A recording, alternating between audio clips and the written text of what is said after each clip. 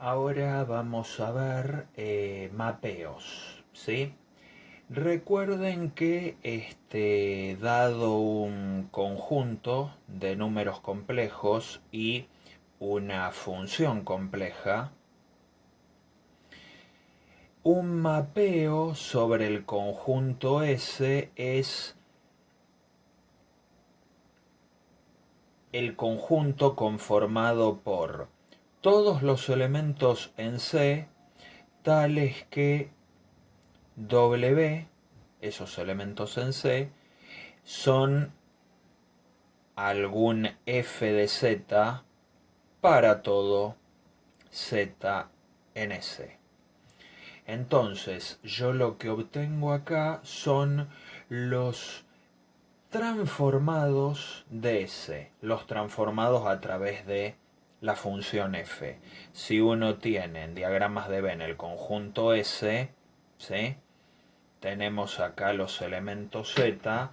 Bueno, se supone que f agarra z y me lo lleva a un sitio que va a ser f de z en un conjunto W que, bueno, quizás tenga una forma, qué sé yo, así. Un conjunto, perdón, f de S. ¿Sí? F de Z habíamos dicho que se llamaba W. Entonces eso es un mapeo. Si yo te doy un conjunto S definido como ya hemos visto que se pueden definir los conjuntos, según restricciones sobre la parte real e imaginaria, según restricciones de módulo, según restricciones de argumento, intersecciones de cualquiera de las anteriores, bueno, ahí se pueden definir una amplia variedad de conjuntos en números complejos. Entonces, si yo agarro cualquiera de esos conjuntos y les aplico una función f, ¿en qué me lo transforma? Se supone que el conjunto que uno obtiene de este lado se puede escribir de una forma más o menos simple dentro de las que ya conocemos. Veamos ahora un ejemplo práctico. Tenemos una función f de z ahora definida por 2z menos iz conjugado más 4. El ejercicio nos pide hallar f de s, ¿sí? En qué transforma f al conjunto de números complejos formado por todos los números complejos donde la parte imaginaria es el triple de la parte real. ¿Sí? Eso es lo que nos dice este conjunto. También esto lo pueden ver escrito así. ¿Sí? La parte imaginaria de z es 3 veces la real. ¿Sí? O sea, también puede aparecer escrito de esta forma. Bueno, por lo general en este tipo de ejercicios suele servir hallar la expresión de f según su parte real y su parte imaginaria. Estas funciones u y b de las que estuvimos hablando. ¿Sí? Suele servir esto. Entonces lo que hago es ver quién es f. La expresión de f es esta. 2 por x más y por y menos y por x menos y por y, fíjense que es el conjugado, más 4. Entonces desarrollo y observo quién es u y b. Entonces lo que nos queda es 2x más 2 y por y menos ix. Menos por menos más. Y por y menos 1. O sea que vuelve a ser menos y. Más 4. Entonces ahora selecciono la parte real, la parte imaginaria, f de x más y por y. Los reales son esto es real, esto es real y el 4.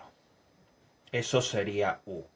Más todo lo que tiene y, que es 2y menos x.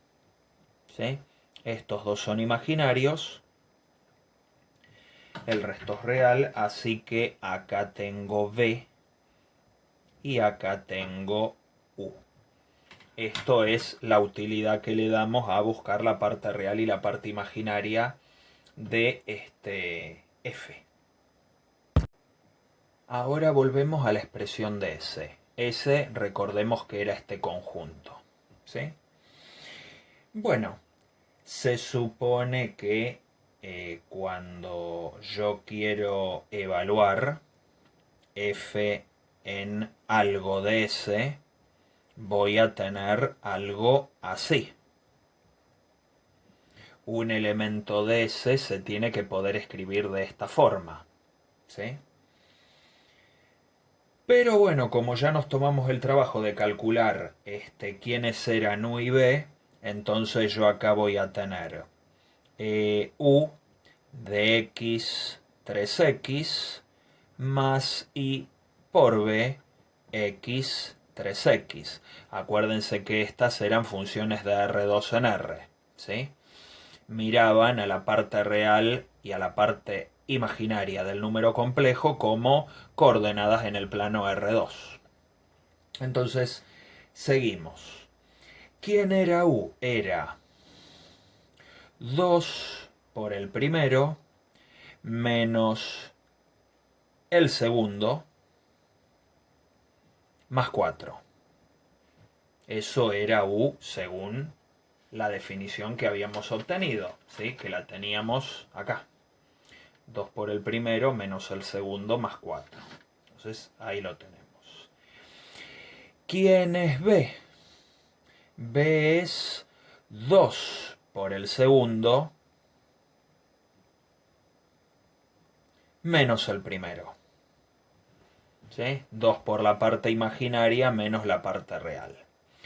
Así que F de x más 3xy no es otra cosa que 2x menos 3x menos 1x, o sea, 4 menos x, más y por 2 por 3, 6, x menos 1x, 5x.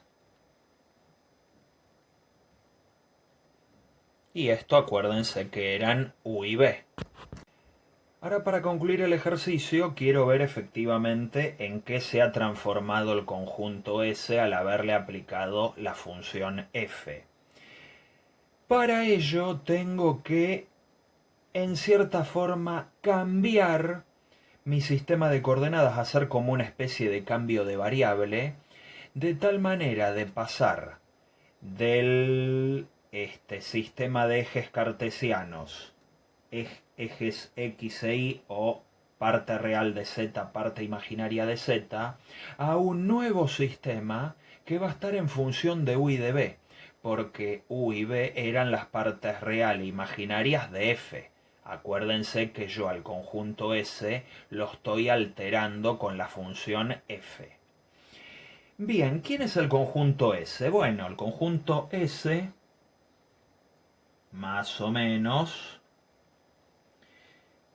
es la recta igual a 3x, como pueden ver en su definición. El conjunto S es esta recta, y igual a 3x. Tal como sabíamos graficar funciones lineales en matemática 1. Bueno, hay que ver a este conjunto en qué lo transformamos cuando le aplicamos la función f. ¿Sí? Bueno, eso va a salir de acá. Yo voy a encontrar la relación que existe entre u y b, las nuevas variables que me van a quedar, yo voy a encontrar una relación entre ellas a través de x. ¿Sí? Esto lo puedo ver como una especie de parametrización en R2. Fíjense que de acá, si despejo la x, me queda que 4 menos u es igual a x.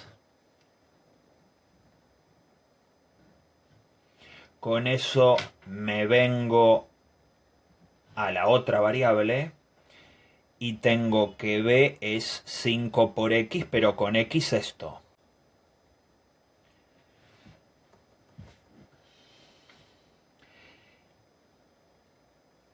Y entonces, bueno, nos va a quedar acá la recta que va a pasar con ordenada al origen 20 y raíz única, raíz en 4. ¿Sí? Disculpen ahí, 4. Esto es f de c.